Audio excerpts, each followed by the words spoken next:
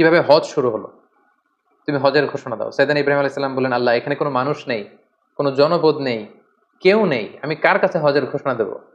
আল্লাহ তাআলা বললেন, তুমি শুধু ঘোষণাটা দাও, গোটা বিশ্বের মানুষের কানে এই ঘোষণা পৌঁছে দেওয়ার দায়িত্ব আমি আল্লাহ নিজে নিয়ে নিলাম। সুবহানাল্লাহি ওয়া বিহামদিহি। আল্লাহ তাআলা বলছেন, ওয়াআযযিন ফিন-নাসি বিল হজ্জ ইয়াতুকা রিজালা ওয়া আলা কুল্লি দামিরি ইয়াতিনা মিন কুল্লি ফাজ্জিন আমিক। ইব্রাহিম, তুমি ঘোষণা দাও, তোমার এই ঘোষণার বদৌলতে দেখবে আগামী বছর থেকে গোটা বিশ্ব থেকে মানুষ আসতে শুরু করবে।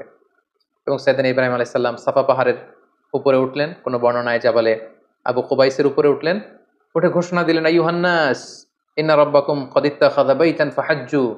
হে গোটা বিশ্বের মানুষ, আল্লাহ তাআলা একটি পবিত্র ঘর নির্মাণ করেছেন আমার মাধ্যমে, তোমরা এই ঘরে হজ পালনের জন্য আসো। তাফসিরে এসেছে যে এই ঘোষণাটা আল্লাহ তাআলা গোটা বিশ্বের সবার কানে তখন পৌঁছে দিয়েছেন। এমনকি আমরা যখন তখন ছিলাম না এই পৃথিবীতে, আমরা রুহের জগতে ছিলাম, আমাদের কাছে আল্লাহ তাআলা এই আহ্বানটি পৌঁছিয়েছিলেন। এবং রুহের জগতে আমাদের মধ্যে থেকে যারা লাব্বাইক লাব্বাইক বলে এটার আনসার আমরা করার সুযোগ পেয়েছি, তাদেরকে আল্লাহ তাআলা এই পৃথিবীতে কাবা জিয়ারতের এবং হজ পালনের সুযোগ দান করে থাকবেন। সাইয়েদনা ইব্রাহিম আলাইহিস সালাম দেখতে দেখতে বয়সের একেবারে শেষ পর্যায়ে তিনি চলে এসেছেন। তখন আল্লাহ তাআলা সাইয়েদনা ইব্রাহিম আলাইহিস সালামকে বললেন যে, ইব্রাহিম, এবার আরো বড় একটি কাজে তোমাকে অ্যাসাইন করব, বড় একটি মিশনে পাঠাবো। সেটা হচ্ছে আমার ঘরকে তোমার আবার পুনর্নির্মাণ করতে হবে, অর্থাৎ রিকনস্ট্রাক্টিং দ্য কাবা। কারণ আমরা জানি কাবা প্রথম নির্মাণ করেছিল ফেরেশতারা, তারপর করেছিল আদম আলাইহিস সালাম, তারপর করেছিল নূহ আলাইহিস সালাম। কিন্তু নূহ আলাইহিস সালামের মহাপ্লাবনে কাবা ধ্বংস হয়ে গিয়েছিল। সেটাকে আবার পুনর্নির্মাণের জন্য আল্লাহ তাআলা সাইয়েদনা ইব্রাহিম আলাইহিস সালামকে বললেন, আবার মাইগ্রেট করো ফ্রম প্যালেস্টাইন টু মক্কা। আমরা যদি সাইয়েদনা ইব্রাহিম আলাইহিস সালামের জীবনী দেখি, কতবার যে তিনি মক্কা থেকে ফিলিস্তিনে এসেছেন, আবার ফিলিস্তিন থেকে 1200 কিলোমিটার পথ পাড়ি দিয়ে তিনি মক্কায় গিয়েছেন, তার কোনো ইয়ত্তা নেই। তিনি কাবা নির্মাণের জন্য গেলেন এবং সন্তান ইসমাইলকে নিয়ে কাবা নির্মাণ করলেন। আল্লাহ তাআলা বলেন, ওয়াইদ বাওয়ানা লিইব্রাহিমা মাকানাল বাইত। আমি ইব্রাহিমকে I pointed out for Ibrahim the site of the house. Kaaba ঘরের সাইটটা আমি দেখিয়ে দিলাম, এটা কতটুকু উঁচু হবে, কতটুকু দৈর্ঘ্য হবে, কতটুকু প্রস্থ হবে, তার সবটুকু আমি ইব্রাহিমকে বুঝিয়ে দিলাম। সাইয়েদনা ইব্রাহিম আলাইহিস সালাম সাইয়েদনা ইসমাইল আলাইহিস সালামকে নিয়ে কাবা নির্মাণ শুরু করলেন। ছোট্ট ছেলে ইসমাইল পাথর কেটে এনে বাবার কাছে দেয়। বাবা ইব্রাহিম আলাইহিস সালাম রাজমিস্ত্রির ভূমিকায় অবতীর্ণ হলেন। তিনি নিজ হাতে আল্লাহ তাআলার ঘর কাবা তিনি নির্মাণ করতে শুরু করলেন। বাপ ছেলে দুজনই পড়তে আরম্ভ করলেন, রব্বানা তাকাব্বাল মিন্না ইন্নাকা আনতাস সামিউল আলিম।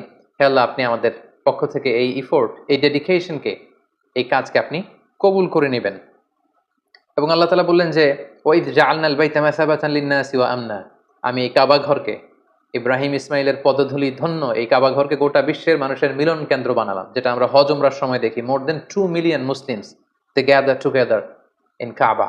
কাবার চারিপাশে প্রায় 20 লক্ষেরও বেশি মানুষ একসাথে হজের সময় তারা সালাত আদায় করে। গোটা বিশ্ব থেকে প্রতিদিন উমরার জন্য মানুষ কিন্তু সেখানে যাচ্ছে। অর্থাৎ মানুষের একটা মিলন কেন্দ্র আল্লাহ তাআলা সেই এলাকাটিকে বানিয়েছিলেন, কিন্তু যেটা একটা সময় ছিল অনুর্বর, জনমানব শূন্য একটি এলাকা।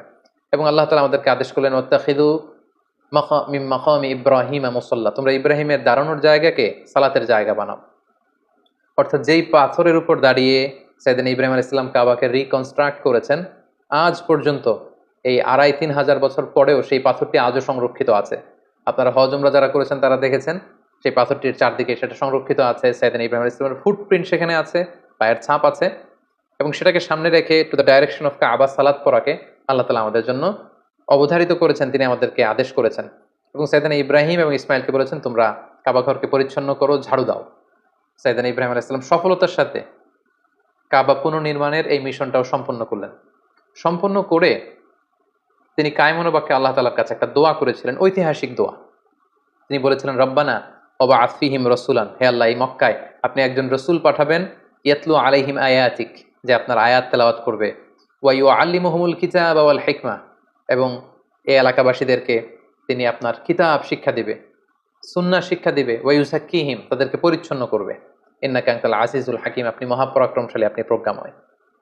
এই দোয়ার বদৌলতেই বেসিক্যালি আল্লাহ তাআলা তিনি বলেছেন, আল্লাহ এমন রসুল দেন এই এলাকা থেকে যে কিতাব শোনাবে, কিতাব শিখাবে, যে সুন্নাহ শিখাবে, আপনার আয়াত তেলাওয়াত করবে, মানুষকে তাজকিয়াতুন নাফস করবে।